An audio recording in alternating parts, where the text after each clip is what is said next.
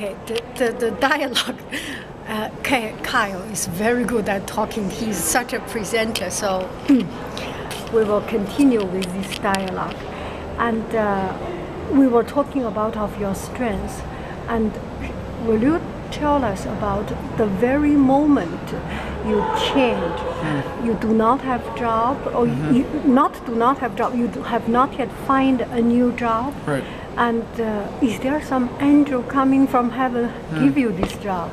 Yes. Or maybe because you are lucky. Or if you do not have this chance, what is your strength to deal with that and move on? Yeah, I think for me, there is a component. To me, there's a spiritual component to all of this, and that what my choice was there. I think there's a divine presence. There's a divine will that is operating in this, and then there is free will also, that we are able to make our own choices. And I think we have to join those three things together. And when I was a senior in college, that was what I started trying to work to do, was to say, rather than to hold on and try to grab control of plans and deciding what I wanted to do and all those type of things, to open up and release and say, well, I will, and to think about, I will be open to what is around me and the opportunities around me, and I will have confidence that by being open, I will be able to see more clearly and hear more openly, and that those opportunities will come, and then try to develop and hope that I will have the courage to act on those when they do.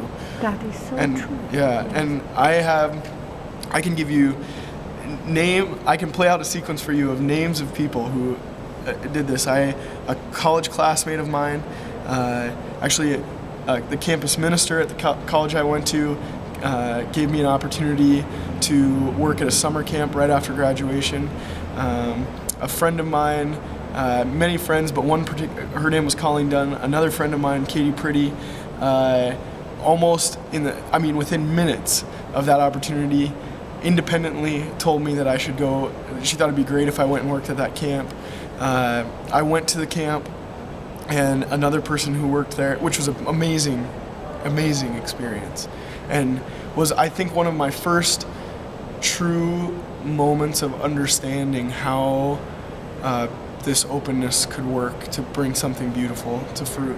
And when I got there, another person who worked there who I'd never met, Rick Highland, had just taken a job as a principal. First time he'd ever been a principal. It was at his home school that he grew up with, so it meant a lot to him.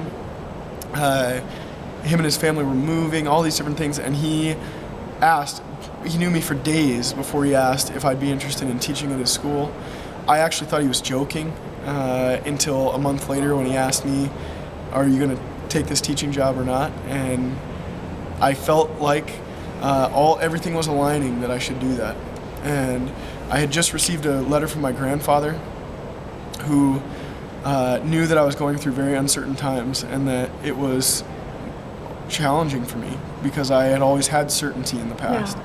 And he wrote me a letter saying that he saw life like directional signals that are in the ocean guiding ships, and that we can't just look at one directional signal far off in the distance and shoot for it, but instead what we have to do is work to look at multiple signals and align them, and that will guide our path.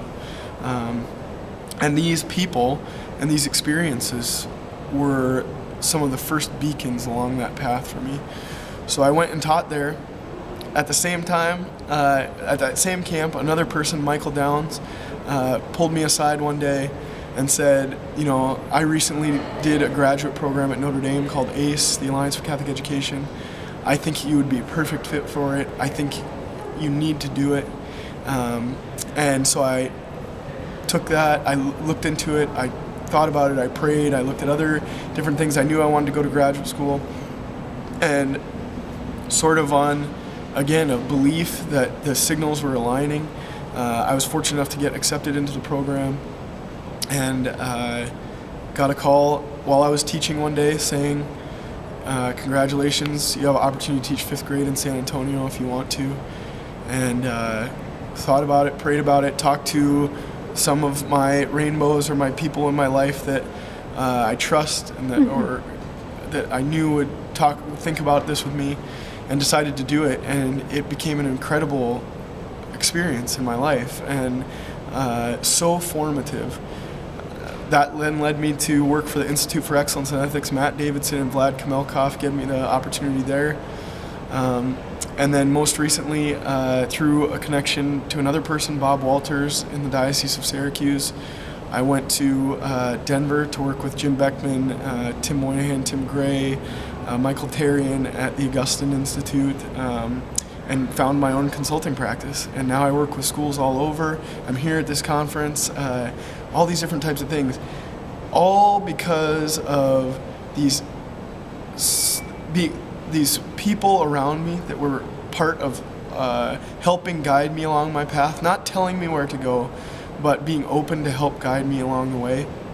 But the most critical thing for me was the release of the control, was to be open and to say, I will go where I feel I'm called to go, a true calling, rather than trying to say, I want to do this and I want to be here and I want to dress this way and all these things.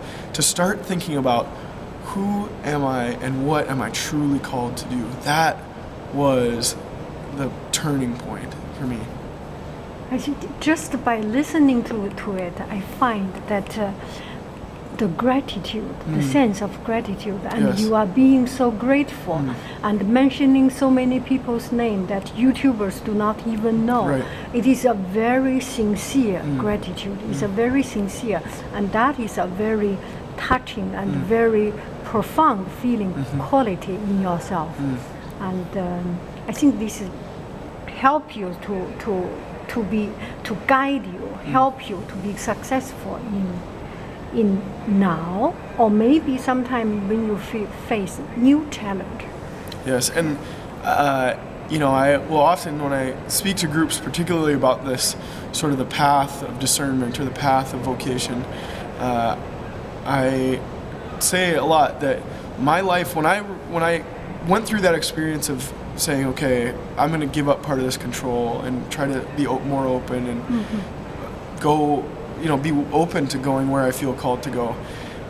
My life did not get easier at all.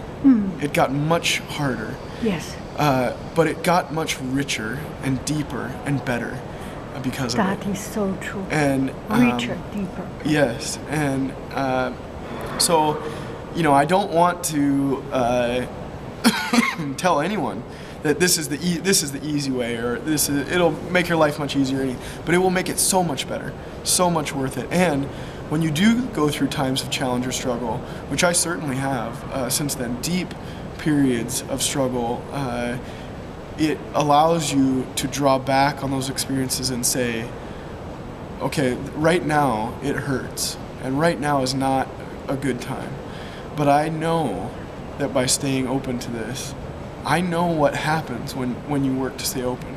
There is something on the other side of this desert. Yes, that's when you pass a ball or when you play solo. Correct. And you will make it so much better Yes. and so much more effective. And I experienced a time for over a year, about 3 or 4 years ago, where I had a tangible feeling through my own study of philosophy and scripture and psychology and all those things. I knew the state that I was in was in. I've had the sense that I was in a desert, and I was there. When you're in a desert, you don't have your friends around you. Now I had people all around me. My family didn't leave me. My friends were around me. All those type of things. But what I felt at the end of every day was that I was in this desert on my own, but that I was there for a reason. I knew, based on that openness previously, based on paying attention to the signs of the better times and Yes. the happier times, I knew there's purpose behind all the things that happen. And so even this challenge, even this desert, I knew there was a purpose. And if I just stayed with it and didn't run away from it or hide from it or pretend it wasn't there, but stayed with it and embraced it, that there was something waiting on the other side. Thank you. We will not finish.